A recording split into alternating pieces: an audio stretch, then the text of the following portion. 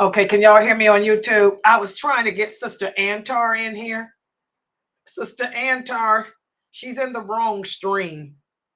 She's in the one from 6 o'clock instead of this one. So hold on, let me use my phone to text her because I can't.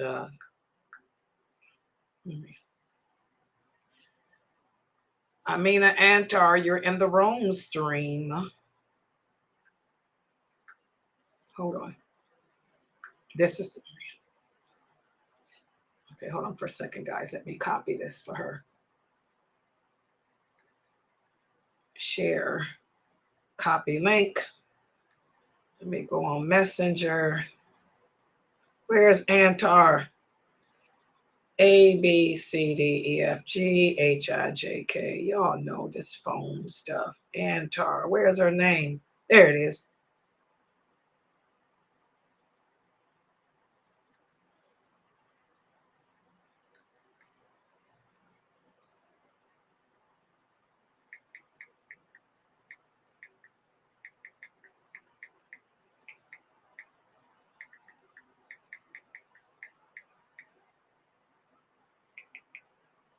Okay, I just sent her a text, Sabrina. I hope she can see it. All she got to do is click on that. That'll bring her in here. I gave her the YouTube link. So let's see. If y'all see Antar come in on YouTube. Subhanallah. Whole thing. Okay. Can y'all hear me on Zoom? I guess my sound is off in Zoom too. Hold on. We hear you on both. Oh, okay, good. Zoom okay. And YouTube. Oh, I'm on both? Okay, good. Okay, here we go. Why is this doing? Oh, remind me to get my blanket out the washing machine. Don't let me leave it. Mina, but after this class, remind me to get my blanket out of there. I don't want to leave my blanket in that washer and it end up going mildew. Okay. Okay. You ready?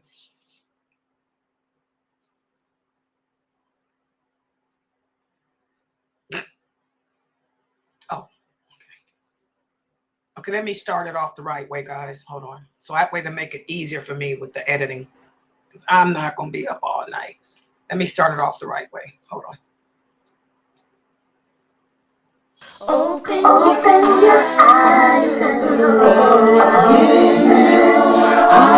see the very things that you read about coming true. To realize what's on me and correcting yourself in your affairs. He has made it crystal clear. These are the signs of the time. Assalamu alaikum. Sunnah followers, new class, stay tuned.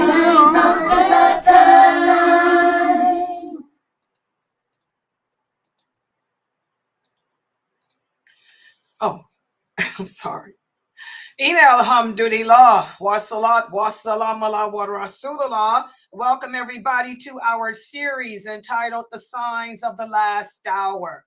Yeah, this is my series on the signs of the last hour. And even though it was some of the new brothers here that got me to teach this series, it's something that needed to be taught, okay? And the reasons why it's needed is because Allah has sent us so many signs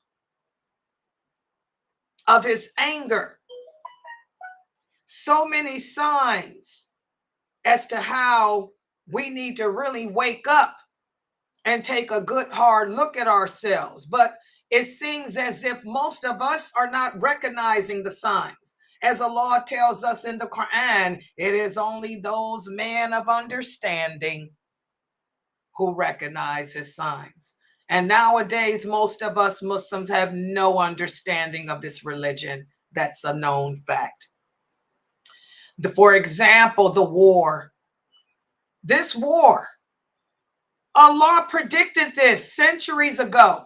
When the Prophet Muhammad sallallahu alaihi wasallam was living, he told the companions, you're going to have witness many wars. This ain't nothing new. My nation will encounter many, many wars until the end of time. He said, but whenever Allah sends war, understand that it comes for several different reasons. But I want you guys to pay attention to my words. When Allah sends war, why is it, guys, that a lot of the Muslims today are not out of control? They can't handle the war that's going on now. They doing all this protesting, and y'all know protesting is haram far as Laila's concerned, because what are you protesting? The qadr of Allah? That's how you can tell who are the people of the Sunnah. The companions didn't protest. This is ignorance. What is there to protest? Did the companions protest the Battle of Badr? Did the companions protest the Uhud? Did the companions protest against the Quraysh? Did the companions protest against the Romans, the Persians, the Vikings? Did the Romans protest against the Tartars? Did the companions? Did the companions protest against any of their battles? No, because the companions had the correct understanding. That understanding that we lost today, as we have divided, as the Prophet sallallahu alaihi wasallam said, the last time we talked, we went over those hadiths in this class. The Prophet sallallahu alaihi wasallam said, my nation will divide. They will kill each other. They will hate each other. They will argue with each other. They will all claim to believe in the same thing. They will claim to be fighting for the same thing, but they're not. They're not, because they will have deviated away from my way, my tradition, and the traditions of my companions, and the traditions of the four who came after them as leaders. Protesting? Why would a believer protest a war? War, it comes from Allah. As the Prophet Muhammad sallallahu alaihi wasallam said, I am the one that sends war. And as the Prophet sallallahu alaihi wasallam told us, Allah says not only is he the one that brings about war, but he told us why. He said, I am the one that sends war. And I send war for several reasons. Number one, as a means of cleansing the earth of bad people. Hashtag don't get it twisted. There's a lot of bad people today, not just from the Zionists. I'm going to keep it real. We got some bad Muslims too. Y'all see them coming in here. We got some bad people that call themselves Muslims who don't believe in the qadr of Allah. They don't believe that everything that happens because Allah willed it. They don't believe that everything good and bad comes from Allah. So Allah is cleansing the earth of this corrupt way of thinking. He said the second reason why I send war, not just to cleanse the earth of bad people, but I send war as a means of you being able to recognize who are the believers amongst you and who are the hypocrites amongst you. That's in the Quran. This is in the Quran too. So Allah sent this war. I can see who the hypocrites are. I would never use that title with anyone. But I can look and see at all the people that are protesting. I'm like, wow, man. I didn't know he was like that. Wow, man. I didn't know she was like that. They're protesting against what?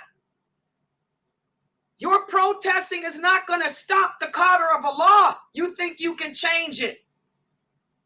Nothing can change the qadr of Allah. This is something he willed. Allah willed that this war would happen like it's been happening. It's not going to stop happening. Okay? What are you protesting? Oh, you're part of the Ashariya. They're the ones that got a problem with the decree. You're Qadariya. They got problems with the Qadr of Allah too. Or are you Mu'tazilite? They got a problem too. Even the Kharijites. All these different sets and groups that the Prophet said will formulate. They all have the same one problem that they share in common. They all share the problem of not accepting the Qadr, the decree of Allah. So Allah has exposed to us who the hypocrites are by watching and seeing who's participating in this nonsense. What the Prophet Muhammad sallallahu alaihi wasallam did. If you guys learn the hadiths, you would learn the true Islam, and you will learn how did the companions handle war. They never protested. But instead, they left it to the non-Muslims. The non-Muslims protested. Did y'all know that? If you join our classes, you would. Even when the Quraysh boycotted the Prophet Muhammad sallallahu alaihi wasallam's tribe, his entire tribe, as a means of trying to get them to force him to not declare himself a prophet anymore. Did the other companions from the other tribes boycott? No. But the non-Muslims did. Khadija, radiyallahu anha, her brothers went to the Kaaba. They were not Muslim. They went to the Kaaba and they protested by speaking out, letting all the other Arabs that came there to trade and do pilgrimage, let them know what the Quraysh were doing to these people. And when they protested, other non-Muslims joined in and began to protest by speaking out at the Kaaba, letting the other Arabs and other people that came to make Hajj know the atrocities that the Quraysh were afflicting these people to. And that played a role in them breaking that boycott agreement. So if you look at the history of Islam, the companions, the Muslims never protested. Because number one, we understand that Allah is the one that sends war, not the Zionists, not the Quraysh. Allah is the one that sends war. And he told us why. Okay? So what the Muslims did is they sat back and they allowed the non-Muslims to speak out, to protest. And I'm going to tell you why. Another reason why they allowed the non-Muslims to do this is because those companions had intelligence. As the Prophet sallallahu alaihi wasallam said one day to one of them in a lecture he was giving, the non-believers don't care about us. As Allah says, they will never accept us. They will never carry a banner in our honor. But what the non-Muslims do respect is their own people. They respect what their own people of integrity, of power, of leadership have to say. So the companions didn't protest the Qadr of Allah, but they allowed the Kafirs' own people to do that because the power is in that. When the non-believers see that their own people are not in agreement with what they're doing, they're going to back down. Common sense. But we Muslims today don't have any common sense. And I'm sorry, anybody telling you that they're protesting because of Masjid al-Aqsa, that's garbage too. Because again, Allah told us what's going to happen from the beginning of time till the end. Allah has told us, the Prophet Muhammad has told us that the last mosque that will be standing is Al-Aqsa. So what are they protesting? The Prophet told us the mosque in Mecca will be destroyed. The mosque in Medina will be destroyed. Jesus will come back. He will rule from out of Al-Aqsa. That will become the seat of government for the Muslims. So again, what are you protesting? Allah has already told us what he has willed to be. So I'm letting y'all know the people y'all see protesting, they belong to those other sets. They are not upon the understanding of the companions. Because if they had the understanding of the companions, they would trust in Allah and know that Allah speaks the truth without having to say, Sadaqallahu Adin. Okay? So for you young brothers, don't get it twisted. Stop listening to these renegades of Islam and continue to come to my classes to learn Islam and its truthfulness. Okay?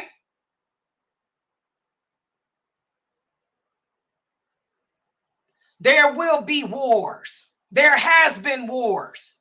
These wars are just starting. What's going on right now, do y'all think it's going to stop? Does anyone here really believe that because you Muslims are out there protesting that this is going to stop? No. This is the beginning of the end. And by the way, it's not just Al-Aqsa. Al-Aqsa will be fine. Nothing's going to happen to Masjid Al-Aqsa. It will be fine. It's the mosque in Mecca and Medina that will be destroyed, not that mosque. It'll be the last one standing. Mark my words. What's the source? Bukhari and Muslim.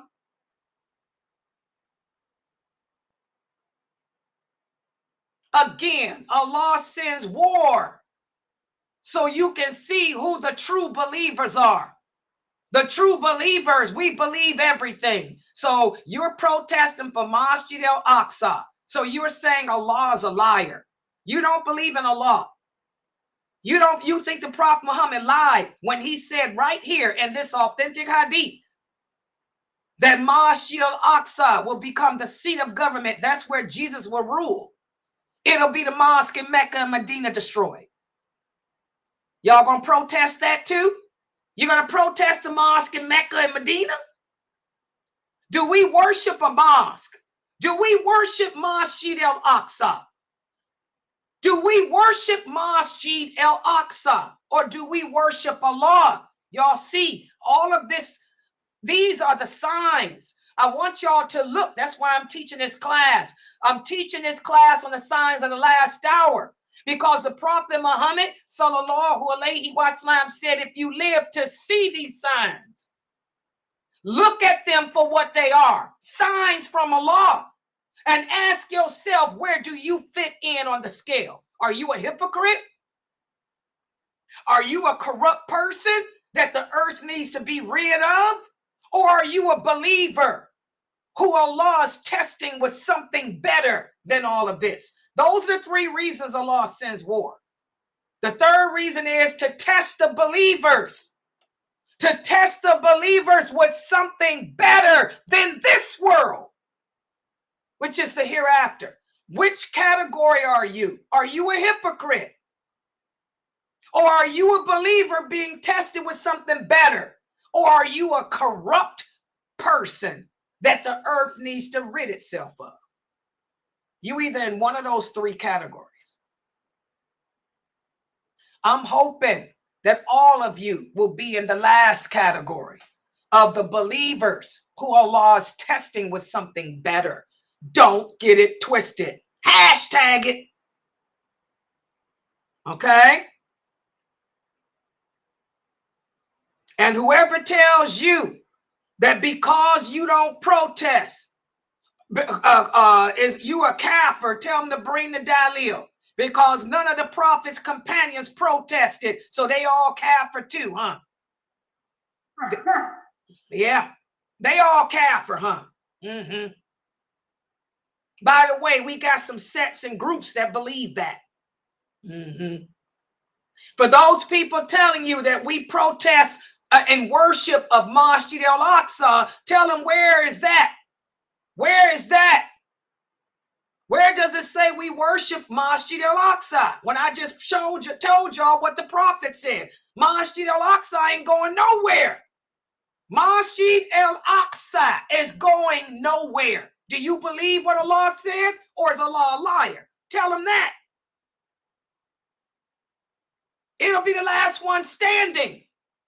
Not the mosque in Mecca, not the mosque in Medina.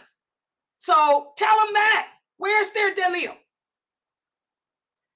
This is the beauty of Islam. Everything in Islam is based on evidence from the Quran and the authentic hadiths. It's not based on anybody's twisted, don't get it twisted opinion.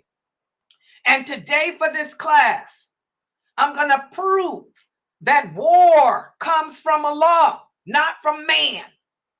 And I'm going to prove all these things I'm telling you with some of the hadiths, just a couple of them today, only a couple, of how this is proof that nobody on this planet, not the people in Gaza, and by the way, over there in Gaza, this ain't new for them.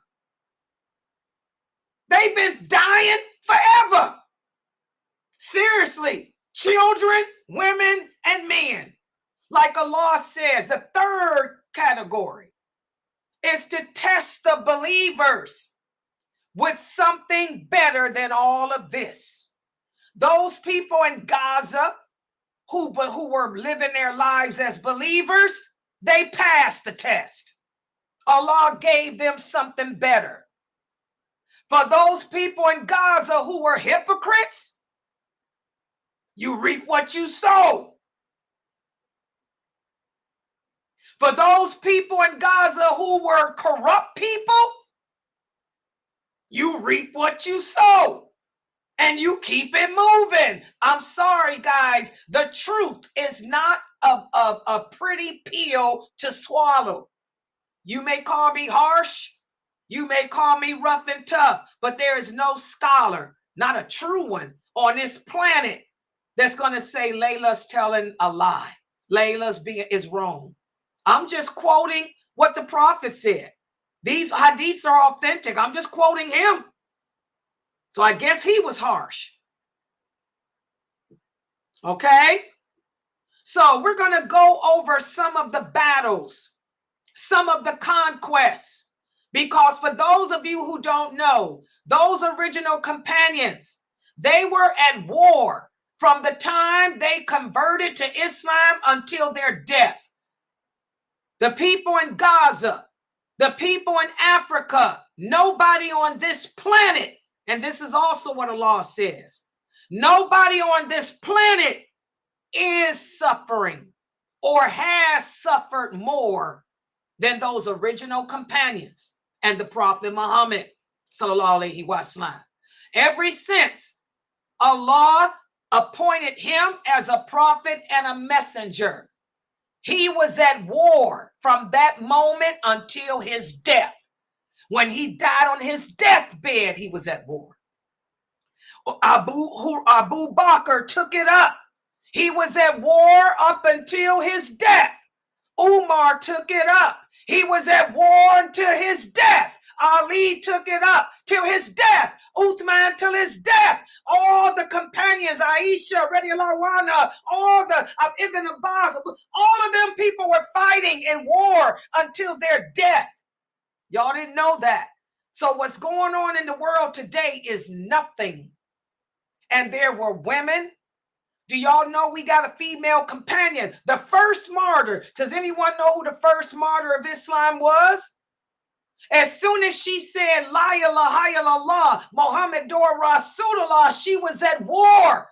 And y'all want to know how she met her death? They took a pole and stuck it through her vagina and out her brain because she refused to renege on her religion. Now you tell me is being hit by a bomb. A bomb can be a sudden death. The pain is over instantly. Is a bomb worse than somebody holding you down in the ground, sticking a pole in your vagina and pushing it all the way up till it comes out your head? You feel every bit of it. And it wasn't no penicillin back in them days, or no marijuana pain pills. Hello. So I may sound harsh, but I only sound harsh to the weak. And if it does sound harsh to you, then that's a sign that you're one of the weak. And I want the weak to understand that the Prophet sallallahu alaihi wasallam also said, the strong believer is more beloved by Allah than the weak one.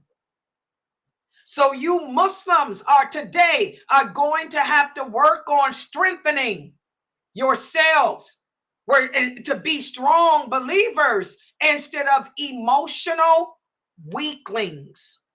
Because that's what I see. A lot of emotional, weak people calling themselves Muslims today. Again, why did Allah send war? So you can see who the weak are. So you can see who the strong are. So you will know who to attach to. Because remember, the Prophet Muhammad sallallahu alaihi wasallam also told us what to do when you live to see these calamities, when you live to see war. The Prophet Muhammad sallallahu alaihi wasallam said, when you live to see war, check yourself. Ask yourself, which one of those categories do you fall in? Hypocrite, a believer, or a corrupt person? And then he said, check your belief. He said, fall upon la ilaha illallah. Make sure that your belief system is correct. And that's why all these classes are going on here at Sunnahfollowers. We're trying to help you to check your aqidah, your belief system, to make sure that you Muslims listening to me are in the right belief system, that you're not part of the Ash'ari, that you're not part of the Qadariyah, that you're not part of all these groups. And by the way, you're going to see these groups began during the time of the Prophet sallallahu alaihi wasallam. So let's put the PowerPoint up on the screen. And like I said, it's only going to be 3 hadiths I'm going to go over today. But they're all speaking about the wars when they first started, and how you can see that this is another example of a sign of the last hour that will continue until the end of time. So this sign keeps repeating itself over and over and over. And that's the war against the Muslims, the war against Islam, the war against the Muslims, the war against Islam. So let's put the PowerPoints up. Give me a second here. Yeah. Okay, well, hold on for a minute, brother. Let me go over these 3 hadiths. No worries, no worries. Okay. All right. Let me put these hadiths up. All right. I know he's here. Okay.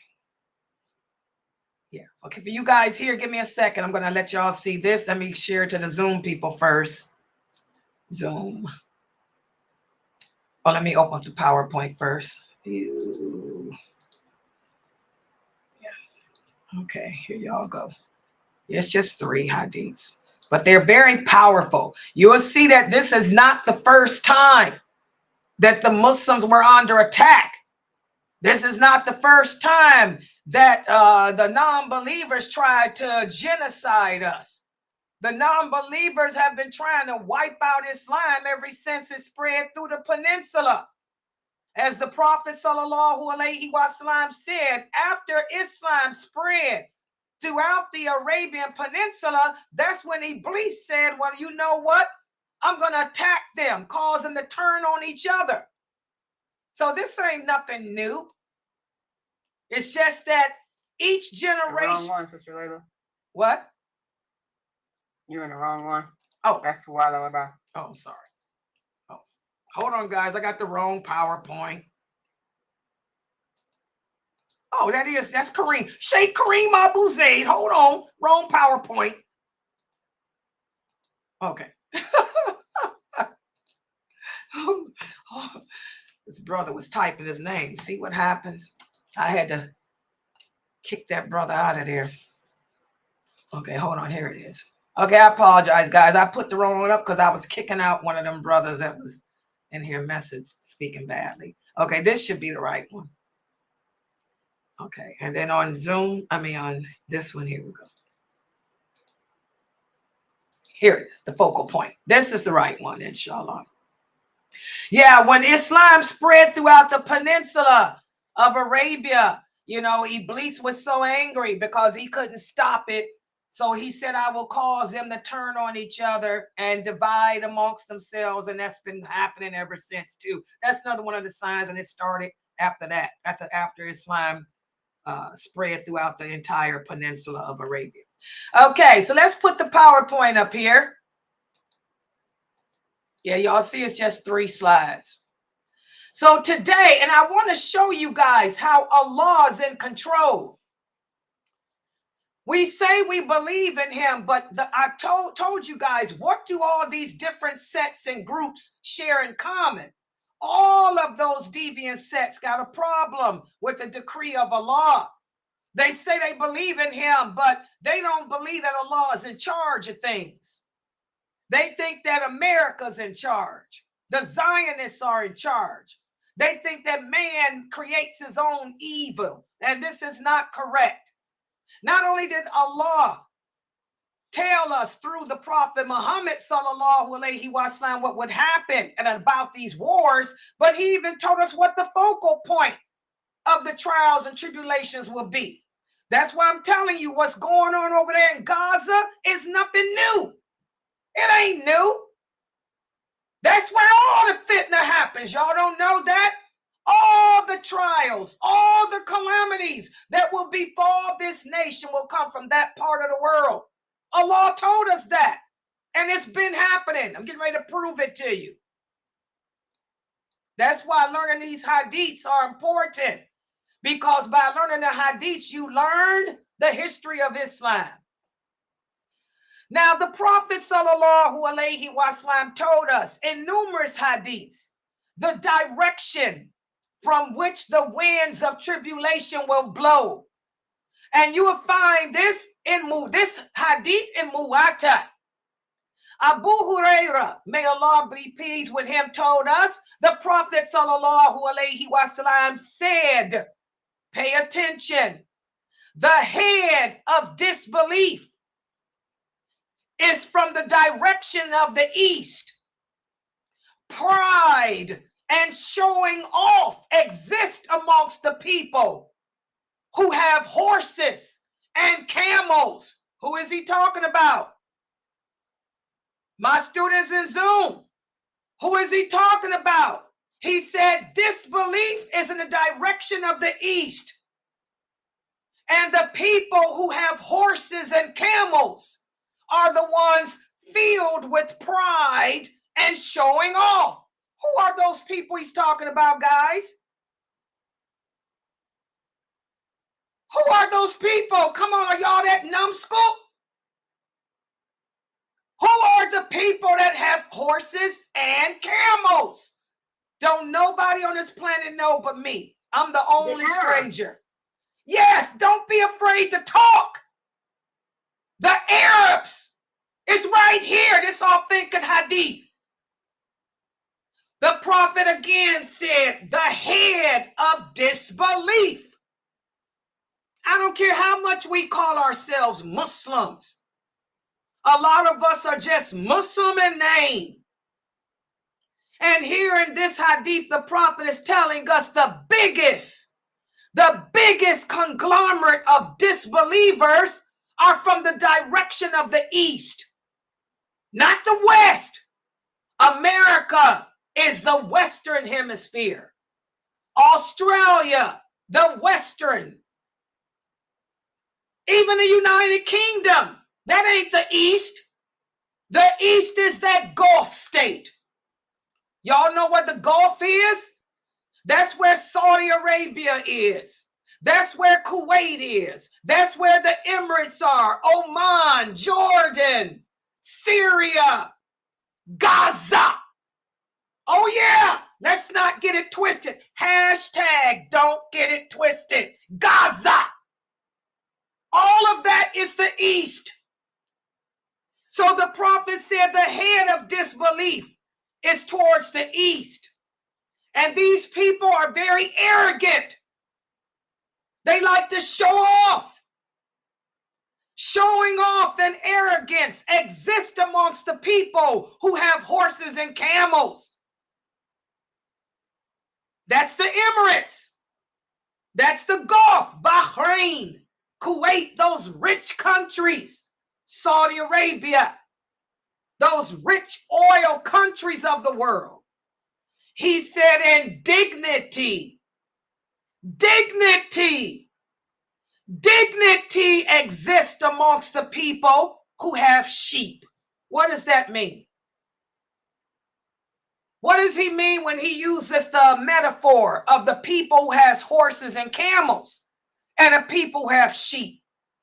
The people who have sheep are not the rich. It's not a rich country. It's just a poor country, basically.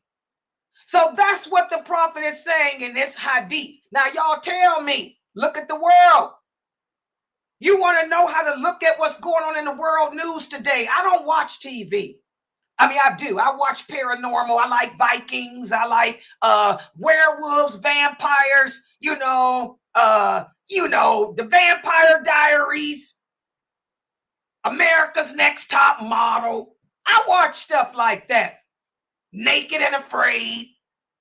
I don't deal with the news because I don't need the news to tell me what's going on in the world. These hadiths, the prophet told me what will be happening in the world, and I know what's going on today. So that's why I don't panic. A lot of you Muslims are panicking. This is Allah doing what he said he would do because of the arrogance that we have amongst us. The showing off that exists. It's all about the falus. It's all about the dollar bill. How do the people ride in the Gulf? They ride in their BMWs, and what pets do they have? Can anybody tell me what type of pets do they have in that area? What type of pets do the people in the East walk around with? Can anybody tell me? Lions. They have lions and tigers as their pet. Oh yeah. I'm riding in my car with my lion's head. That's all showing off arrogance. You see this in the East, in Syria, the rich part. Arabia. And even in that part of Israel, what they call Israel today, that part too. Their pets are lions and tigers, man. The prophet said that's the head of disbelief. Also, in another authentic hadith, Ibn Umar, he said that the Prophet sallallahu alaihi wasallam stood up beside the minbar and he said all the trials and calamities is there where the horn of Shaitan will emerge. And he was pointing towards the direction of Syria. He was pointing towards the direction of Syria, not America. Oh no, not South America. No, not Europe, not Australia. The direction of Syria. And then Aisha, radiallahu anha, said the head of disbelief is there. So you got the biggers like Brother Zaman. Brother Zaman lives over there in that part of the world. Like he sent me that email saying, he said, Layla, don't get it twisted. Don't think that all the people that's dying over here in Gaza were good Muslims. He said we have some of the best Muslims here, but we got some horrible ones too. He said some of the worst Muslims on this planet are living right here. He said, do you know that there are people who are dying here, but you got Muslims here in Gaza making money off of it. They're taking pictures of the people who died and saying that these are their children and trying to get you Americans to send them money. He said, you got the best of the world here and you got the worst. This hadith of Aisha, what's the source? Bukhari and Muslim is the Dalil. The head of disbelief will always, as the prophet said, it will always come from there, that direction.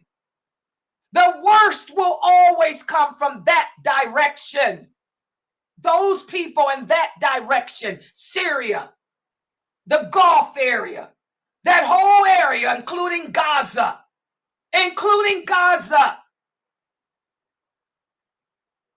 Allah is in control, people, not man. The Asharis, the Qadariyah, all these other sects and groups that oppose the companions, that compose don't accept the understanding of the companions. Look at your protesters. Also in another hadith, the Prophet sallallahu alaihi wasallam said, "Oh Allah, bless our Syria. Oh Allah, bless our Yemen." And the people said, "Oh Prophet Muhammad, what about our Najd?" This is where the companions were. That part of Arabia where they were. And the Prophet said, there are earthquakes and there are tribulations, and there the horn of Shaitan will emerge. In other words, the root of all the evil will come from our Najd. That part. Remember the other hadith we went over where the prophet said, the people will come from my land. They will speak my language. They will look like me. And they will be leading you to the gates of hell. These Arabs. So many of you worship the Arabs of Saudi Arabia. Y'all worship them. Y'all take those fatwas over the hadiths. All a person got to tell you is they come from Saudi Arabia and you ready to bow down to them. That's the root. The king over there, oh, he's a shiesty man. We don't rebel against him because the prophet told us when it happens, don't rebel against them. They'll end up destroying themselves. They'll be fighting against each other right before the Mahdi comes. They won't even accept him as the Mahdi. It'll be the people from Uzbekistan that come and accept him as the Mahdi first. Oh yeah, we'll get to that hadith too.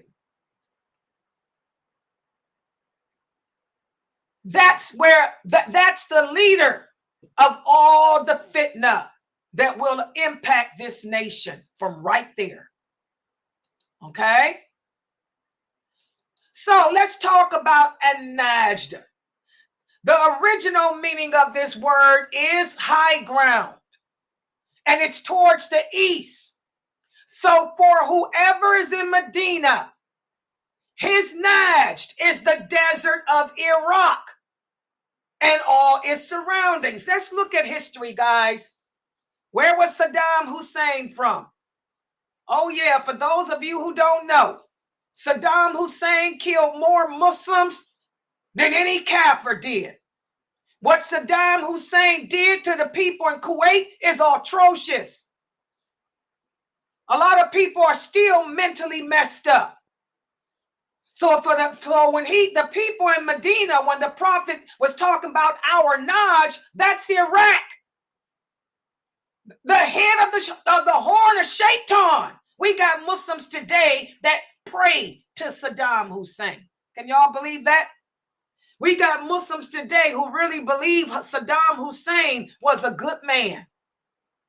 When this man did some things that I can dare not tell you about. Okay? So the East is Iraq. Okay? So Iraq is towards the east in relation to Medina. And that's how Ibn Abdullah, Ibn Umar understood it to be.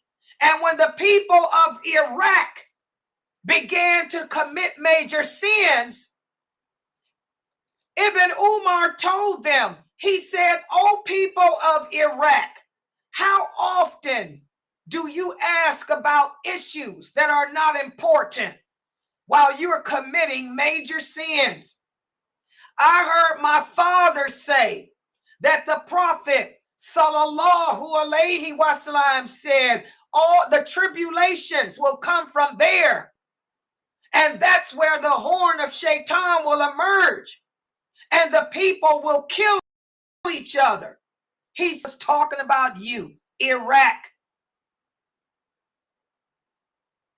For those of you who don't know, after the murder of Uthman, those Kharijites, many of the Kharijites were from Iraq. Iraq was originally part of the Persian Empire. When the Muslims defeated the Persians, that's how Iraq became a part of the Muslim lands. And when Ibn Umar was sent there, Salim ibn Umar was sent there as a governor to try to, calm things down there. He said, "You are the people that my father was speaking about. All you do is kill each other. All you do is create fitna. All you do is challenge the governors. All you do is challenge. You even challenge the companions." They considered many of the companions to be kafir. Iraq. Look at what's going on today. Same thing. It was going on back in the time of the companions, and it's going on today. All the fitna of Iraq and Syria. And when you look at the history of our religion, but of course, you will never learn the history until you learn the hadiths like I have. When you look at the history of Islam, you will see that the tribulations that befitted us as a ummah always came from there. So this ain't new. Like I said, the murder of Uthman. Those were the Kharijites, also known as the Haruriya. The Kharijites are still around today. They're the ones that tell you anybody that commits a major sin is a kafir and you deserve to be killed. Most of the terrorist groups, Al-Qaeda, the Hamas too, those groups are the Kharijites. Al-Qaeda, Al-Shabaab, Al-Hamas, Kharijites. Okay? They also played a role in the insurgents that took place in Basra in 255. They also played a role in the fitna that occurred in 278. The Carmathian movement, in fact, emerged from there. And these people committed all kind of atrocities. Also from the east, if you look at our history, is where the Tartars came. And the tribulation that continued from them.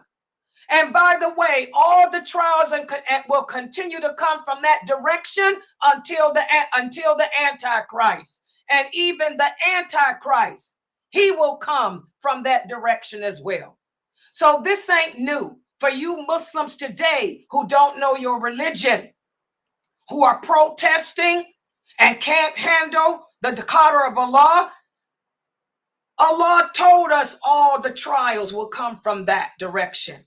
And if y'all think this war is getting ready to end, it's not. This is the beginning of what will lead to the end. This is the beginning of World War III. This is the beginning of the war against Islam. It started right there in that part of the world. It started with Iraq, and it started with Syria, and now it's in Gaza. It's going to go all across.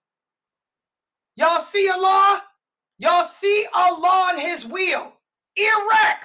It wasn't that long ago Saddam Hussein was taken down. It wasn't that long ago we had the war with him in Kuwait.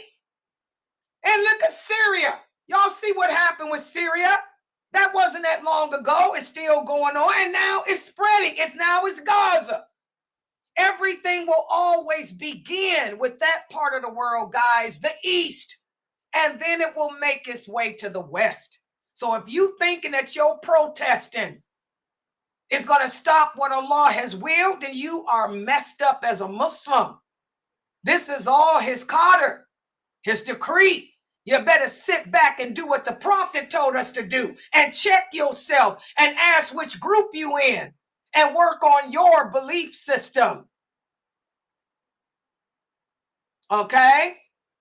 So those are the 3 hadiths that I wanted to go over with you guys today, because those 3 hadiths say a lot.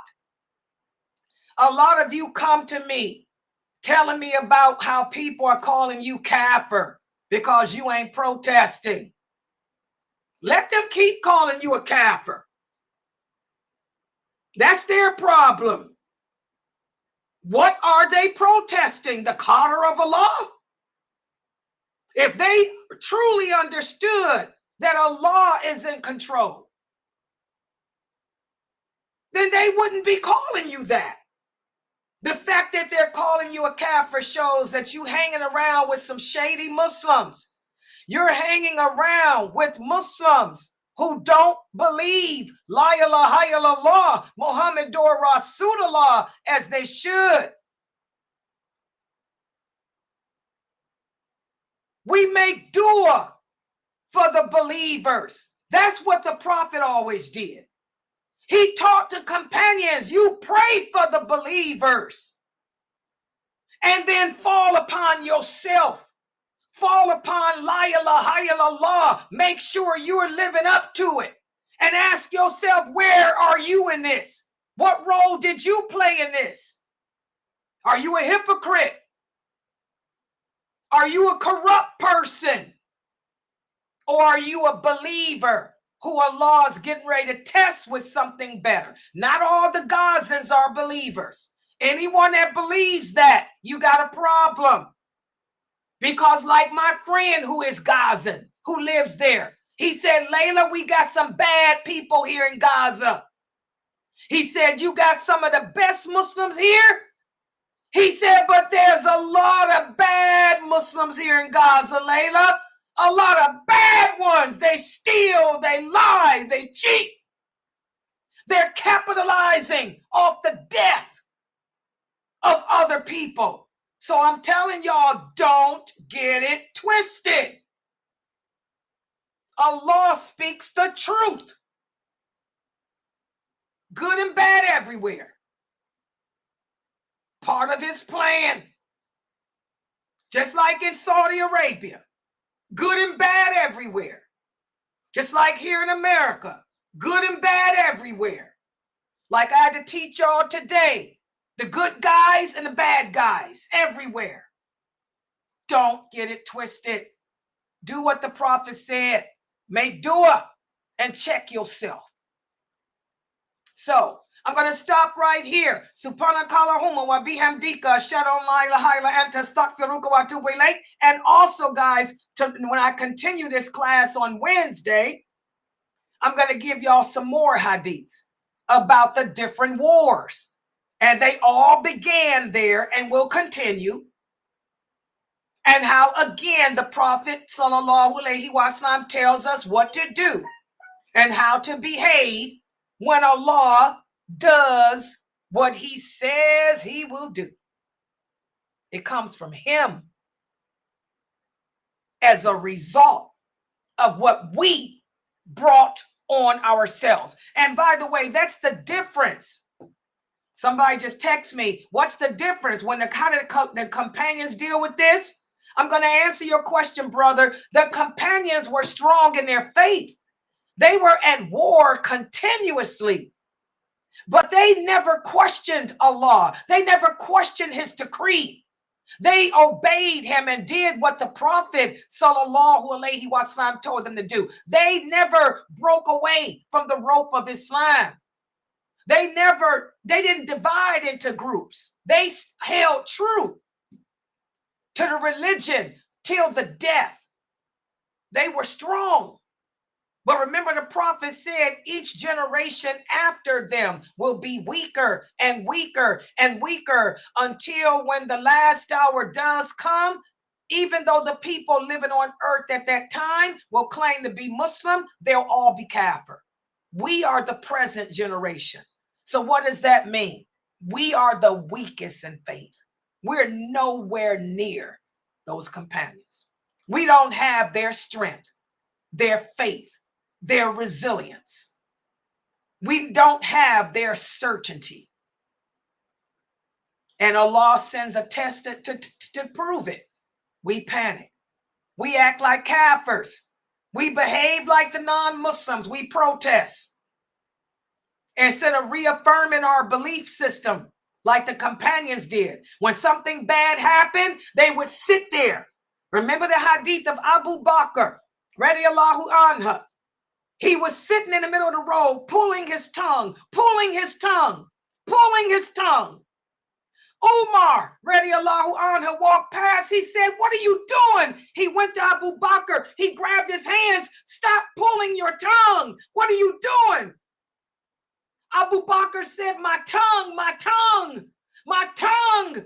This will be the reason why I end up in hell. My tongue, if only I could control it. Maybe I'd be better just pulling it out."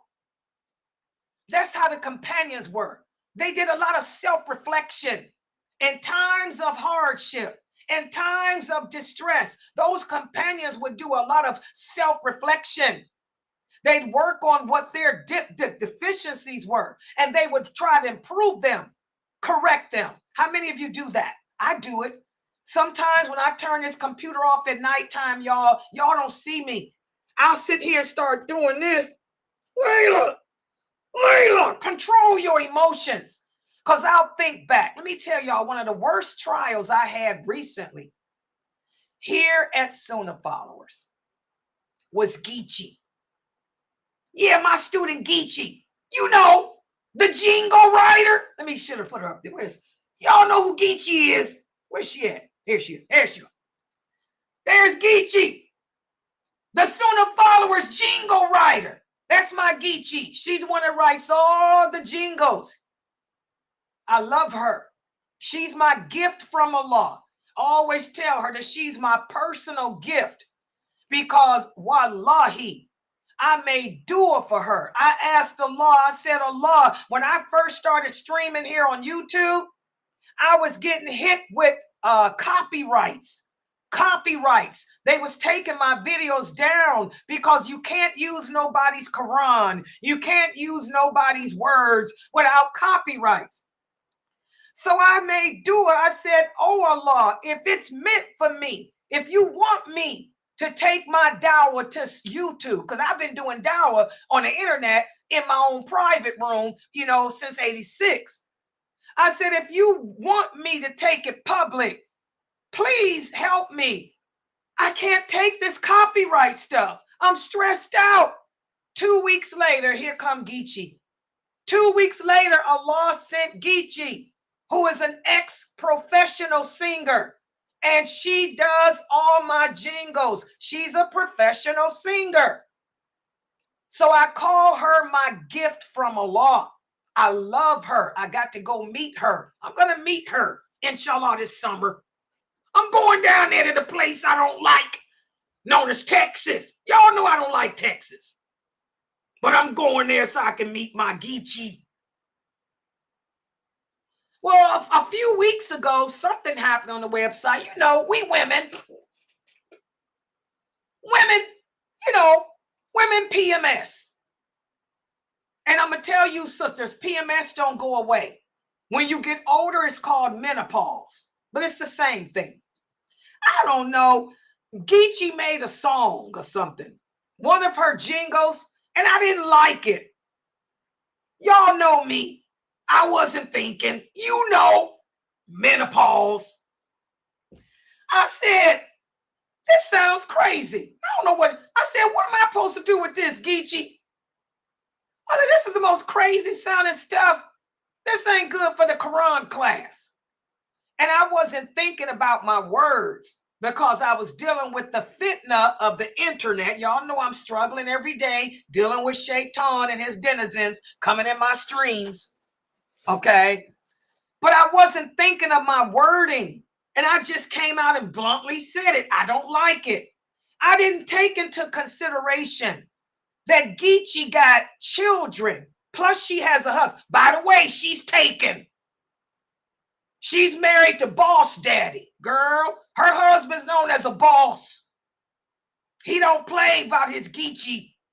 So you brothers can forget that. She's off the market. I'll be off the market soon too. You just wait and see. But anyway, I didn't think about the fact that Geechee got a husband. She got children.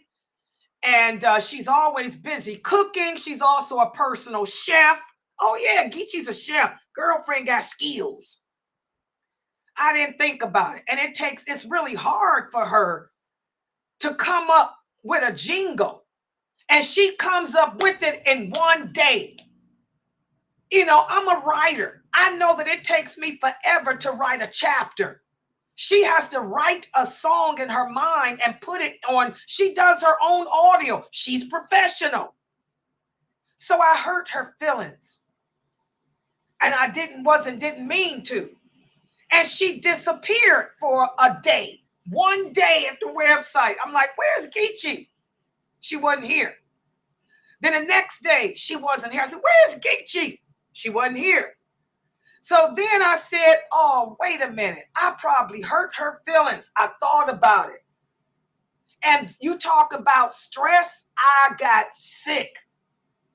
I got so sick. I sat up one night and I was doing this. I said, Layla, I was beating myself in the head, guys. Wallahi, beating myself in the head.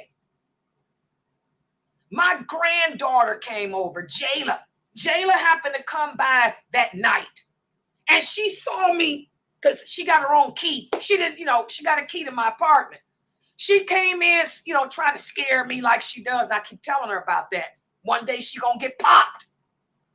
But she snuck in the house trying to scare me. She didn't know I was sitting on my bed crying, doing this. And she said, Ma, because, I'm her grandmother, but she calls me Mom. She said, Ma, what are you doing? And she ran and grabbed my hands. What are you doing? And I was crying. I said, I made Geechee mad. I said, I done lost my Geechee. She said, what do you mean? I said, I hurt her feelings. I done lost Geechee. I said, she ain't coming back. She ain't coming back. I was doing this. She ain't coming back. She ain't coming back. I was crying like a baby, thinking I lost my Geechee. And so I came on the website and I said, anybody talk to Geechee, please get Geechee back up in here. So Sister Layla called her, and I think somebody else, maybe, I don't know, somebody else called her. Then I called her myself. I said, Geechee, get back in here. She didn't answer the phone, but she left. I used her voicemail. I said, Geechee, I'm sorry. I love you. Get back in here. And she came back. And I said, oh. So I said, I'm going to have to check myself from now on. I'm going to make sure that even though I'm stressed out, because it's very stressful here, I said, I'm going to have to watch how I speak to my Geechee. Because Geechee, even though I feel like I've known her all my life, because she's one of our regulars, I just have to realize she's new. And she doesn't get me like Fab May does. Fab May and Norto, they know how to deal with me. They know I'm anxious. They know that I can say things without thinking, and they don't take it personal because they say, oh, Miss Layla's having a meltdown, but she'll come back.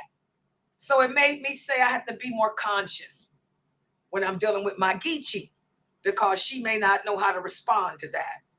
So that's an example. How many of us do that? How many of us take the time to self-reflect?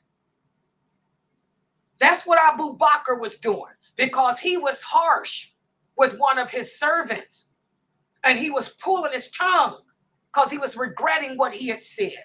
Like I was sitting there beating my head at what I did to Geechee until my granddaughter came here and said, Ma, stop that. We have to take the time to do that. That's what makes the companions better than us, guys. They reflected on their faults and they tried to correct them. How many of us do that? All right. Any other questions or comments? Yeah, menopause is a terrible thing, man. For you sisters that's young, y'all think that when your menses go, that you'll be done with PMS? Oh, no. I ain't had a menses in a long time because I had a hysterectomy. But I have never been I've been menopausing like crazy this past 3 months. How long I've been going through it, y'all? I've been dealing with it for 3 months. It's horrible. It's the same. I feel like a teenager. It's just like being a teenager where everything is heightened, and, you know, they also say it's the best time for a woman.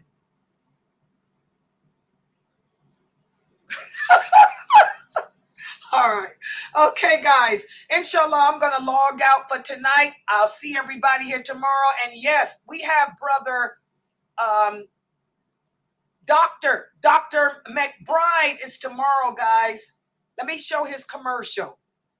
Did I upload his commercial? Let me see if I got the right commercial for Dr. McBride, guys. Because Geechee made that. Did I upload a Geechee? Does anybody know? Oh. Yeah, you did make it. I don't know where. But I didn't upload it. Where's his? Let me look. Please, Allah. I got it on that other program, though, if I don't have it here. Hold on. Hold on, guys. What did I call it? What the name we gave it, Geechee? Right, something. God. What did we call his class? Oh, hold on for a minute, guys. Now I'm nervous. Did I lose that video? If I did, well, I know it's on Canva still, but where's my video for his class? What? I'm upset. Oh, is this it? This is it. Well, why come it didn't show up? This is an MP4. Hold on, guys. Let me upload this on here. I'm glad that I decided to check that. Give me a minute. Let me upload this, y'all. I didn't even have that in here. But why come it's not showing up on here? It's M. LM. Where's the M? Here it is. Okay, I'm getting ready to up. This is the commercial for his class. We redid it. Give me I know I'm frozen on the screen. Give me a second to unfreeze. Yeah, I look crazy. You know, I make the craziest faces.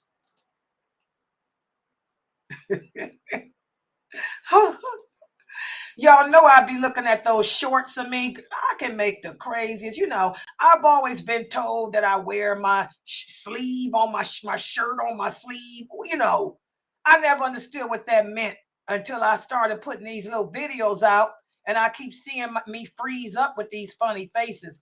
You guys can tell what I'm thinking and what I'm feeling just by looking at my facial expressions. You can tell when I'm sad and when I'm not. I'm going to play this commercial for y'all. I'm waiting for it to upload. Here it is. Wait a minute. Is that it? Let me see. This is Geechee's latest that she put out. Where is it doing? Let's see where it go. It's still processing. Hold on. It says 72%.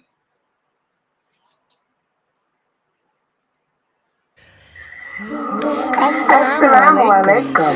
Sunnahfollowers is excited to bring to our viewers another treat that will awaken, clarify, and widen our understanding of this beautiful way of life. We are excited to welcome Dr. Daniel Abdul Rahman McBride, who will be joining us each Thursday at 6 p.m. Eastern for a special class geared to the new shahadas in facing contemporary issues of today. Dr. Daniel Abdul Rahman McBride is a renowned author of many books, including Who is Right, Who is Wrong, and Why, which is a comparison of Islam, Christianity, and Judaism. He has been featured on many popular programs as he breaks down Islam to the viewers from a lens of clarity. Stay tuned. Streaming on major platforms, channel Sunnahfollowers. Okay, how you stop it now? Oh gosh, I got to work on that, man. When I uploaded that, something happened here with this thing, and the sound was messed up. I'm gonna have to work on that commercial. It's something with that commercial I ain't doing right.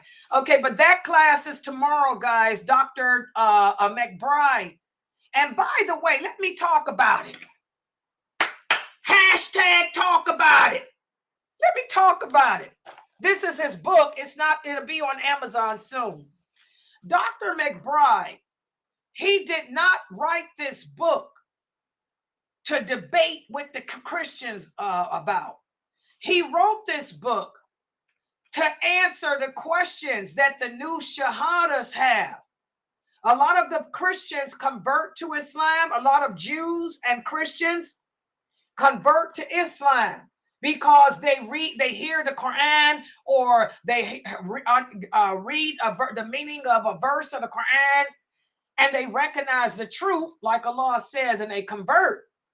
But they still have questions about certain things like the birthright, questions about the original sin.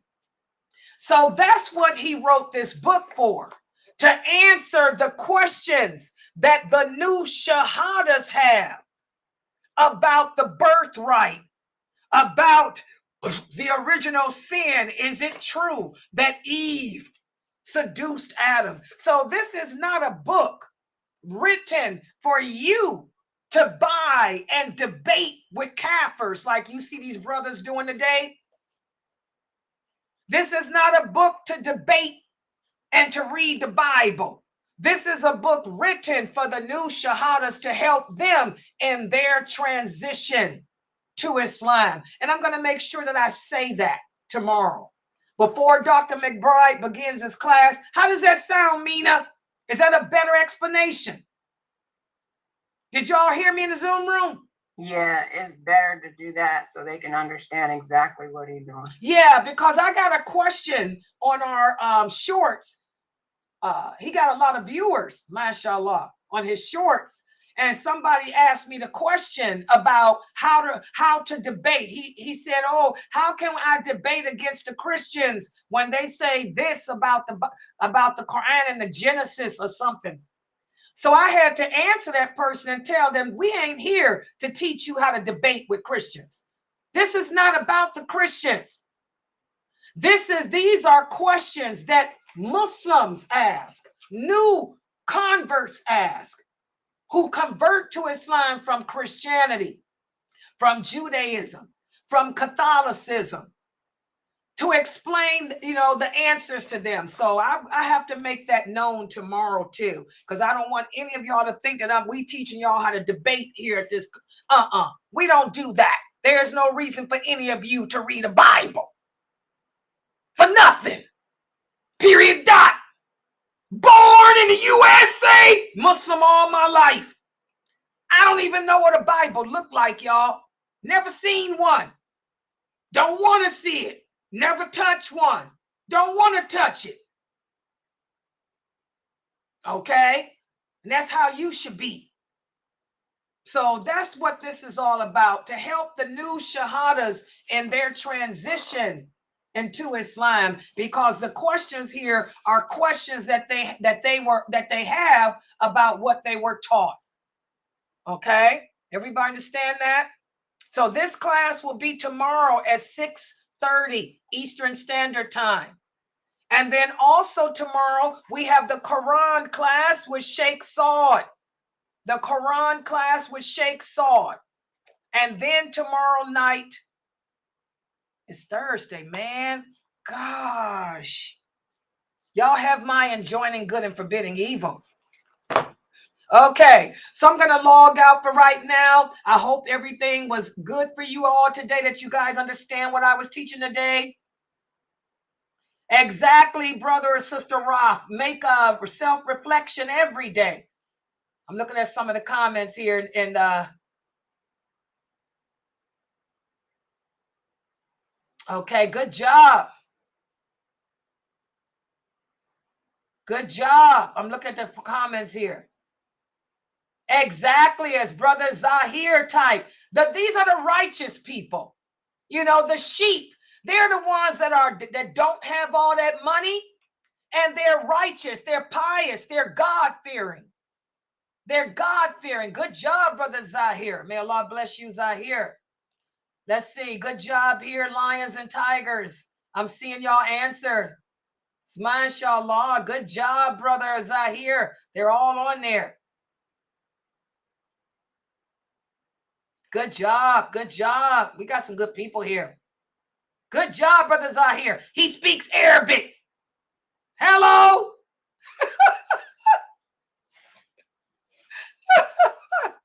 MashaAllah. I need you to be here more often, brother Zahir, because again, I was born in the USA. I'm an Arab, but I wasn't taught Arabic because they wanted my dawah to be in American English. Brother Zahir, may Allah bless him. Let's see what else we got here. Good job, brother Zahir. Good job, brother Zahir. MashaAllah, I got Zahir here. MashaAllah. Okay, what other comments we got? Yeah, that's my Geechee. Raf. You're from Texas? Yeah. You know, I got some issues with Texas. You guys know why I have issues with them. A lot of those famous brothers started off my website. That's why I got issues with them. They never mentioned my website. I used to tell them, I will promote you. I will stream you. All I ask you to do is tell the women from your mosque to come learn from me. They never sent the women from their mosques to learn from me, but they all got famous off of my website. I feel used. I feel abused as a woman. A woman gets walked over. So that's why I got an issue with Texas. Then I finds out that most all them brothers are Ashari. Most all of them are Asharis. It makes sense now. Okay. What else we got here?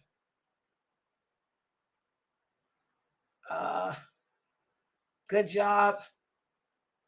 Yeah, the Mormons. Exactly. Exactly. Brother Zahir, you were born in California? You're an imam? What part of California? Brother Zahir, wait a minute before you go anywhere. Where are you at in California?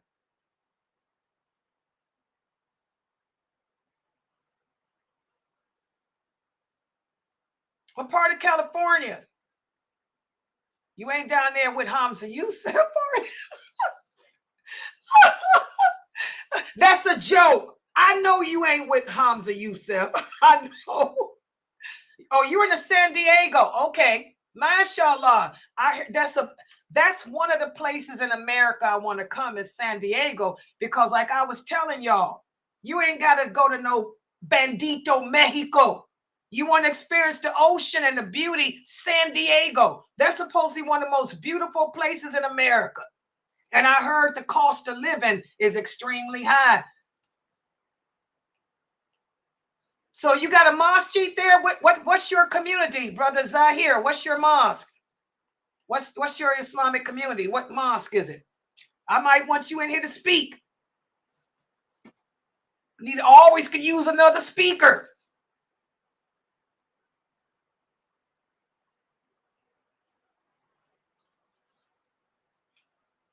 All Mashallah, you're at the Garden of Ilm on YouTube. Okay. Mashallah. I might be looking for another speaker here on my platform. Okay, so you're the brother. Brother Zahir, you're the brother on LinkedIn that promoted me. Yes, I know who you are. Hey guys, Mina, this is the brother that's promoting me on LinkedIn. He's a Thari. My brother told me the Tharis are the good guys. Ashari are the bad guys. Remember I told y'all that today? Athari, the good guys. That's what we are. Ashari, the bad guys. Mashallah, Brother Zahir. Where are you from originally? Where's your, you were born in America, but are you from Pakistan? Exactly. That's right. That's the good guys, guys. For my new shahadas, Athari, Salafia Dawa. That's the good guys. Yeah, that's the good guys. Half Pakistani, mashallah. I might have you on my form. I might need you on here. What do you teach, basically? What is your specialty of teaching?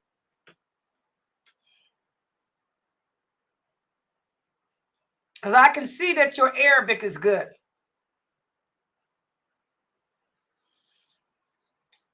Khalid Green? I know of him. He's a good guy. Dr. Khalid Green?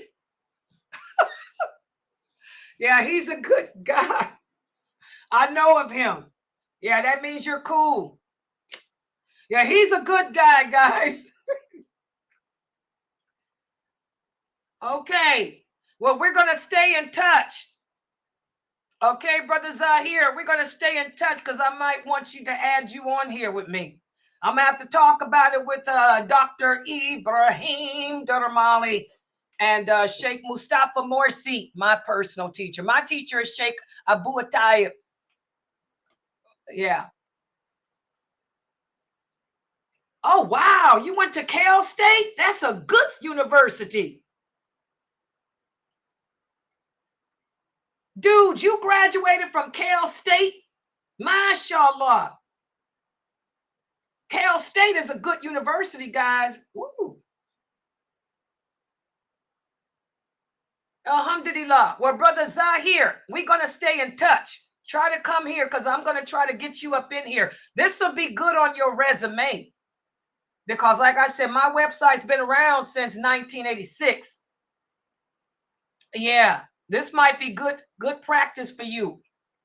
Okay, for the teaching. Yeah. MashaAllah, I'm so proud of you. Cal State is really good. He's a Navy man. Mina, he retired from the U.S. Navy. Navy man. And by the way, I'm old enough to be your mother. Just to let you know. I'm 63 years old. Y'all see, I can laugh with him. You sisters, I can laugh with him because I'm old enough to be his mom. I'm 63.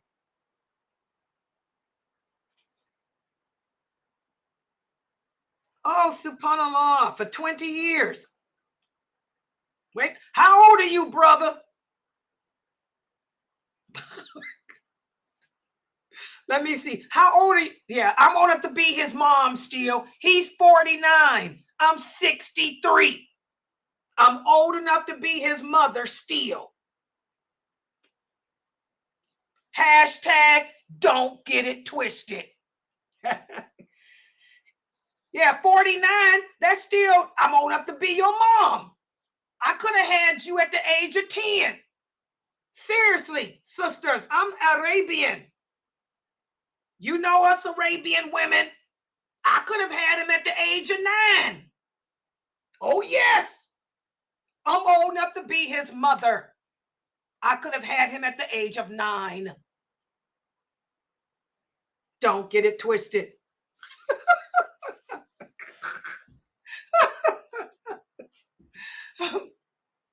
All right. Well, mashallah, Brother Zahir, it's good to finally talk to you because I really appreciate the nice things you wrote about me. That was really nice. And I know who your mentor is. Your mentor is Khalid Green. Alhamdulillah, mashallah. That's good. Alhamdulillah. Khalid Green's a good brother. Yeah. He might know of me. Ask him about me. He might know of me. Of me. Yeah. I know of him. Yeah. Alhamdulillah. All right. Okay, guys, I'm going to log out for tonight. Brother Zahir, keep coming up in here, okay? Because then I'm going to talk about you to Dr. Jamali and them when Jamali gets back in town. He's out of town. You know, Dr. Jamali is a geologist, too. He's out there looking at the stars in Nevada. Okay. All right. Okay, I'm going to log out for right now. Inshallah, I'll see everybody back here tomorrow. Don't forget, we got Daniel McBride and we got Dr. Sheikh Saud, and then you have me. All right. So, subhanakallahumma wa bihamdika ashhadu an la ilaha illa anta astaghfiruka wa atubu ilayk. Everybody have a good night.